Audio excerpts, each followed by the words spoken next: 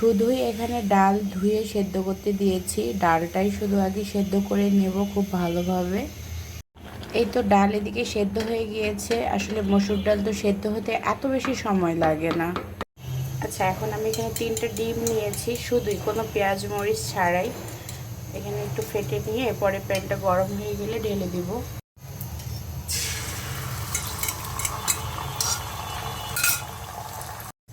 কত বড় ডিম হয়েছে এখানে। আসলে বড় প্যানে গিয়ে মানে ডিমগুলো যে কোনো ডিম ভাজলে ছড়িয়ে যায়, ভালো লাগে দেখতে।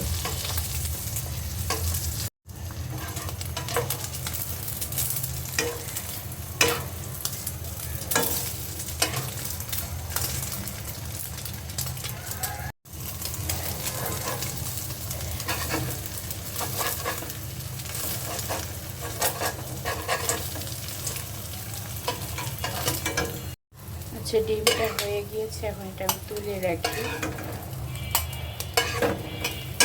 ডাল ডিম মানে এই দুটো জিনিসই আমার কাছে এত সহজ মনে হয় রান্না করতে, ভালোই লাগে, খুব সহজেই হয়ে। এখানে 5 ফোড়ন রেখেছি, দিয়ে দিব এটা তেলে।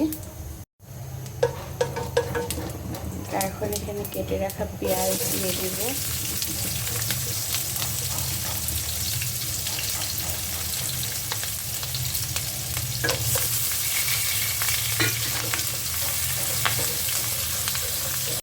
এখানে লবণ, হলুদ, একটু মরিচের গুঁড়ো, সেটা আমি এই যে ডালটা যেখানে সেদ্ধ করেছি সেখানেই দিয়ে দিব। দিয়ে একটু নেড়ে চেড়ে দিব, একটু এখানে বলক হোক। আপাতত এদিকে তাই পেঁয়াজ ভাজা হচ্ছে। সকালবেলা যেদিন এই ঘুম থেকে উঠতে একটু দেরি হয় সেদিনই মানে এই ঝটপট এই রান্নাটা আমি করে ফেলি, কারণ এটা দ্রুত করে ফেললে একটু ঝোলো ঝোলো হয়, আর খাইয়ে মানে বাচ্চাদের স্কুলেও পাঠাতে পারি। পেঁয়াজ ভাজা হয়ে গিয়েছে, ডালটা বাগার দিয়েছি। এখন বাকি অর্ধেক কাঁচামরিচগুলো দিয়ে দেব।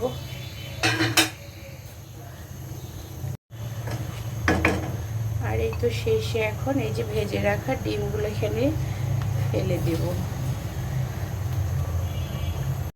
এই তো রান্না শেষ। দেখতে কেমন লাগছে বলুন আপনারা। এই মুহূর্তে কি যে একটা ঘ্রাণ পাঁচফোড়নের, খুব ভালো লাগে এই ঘ্রাণটা আমার।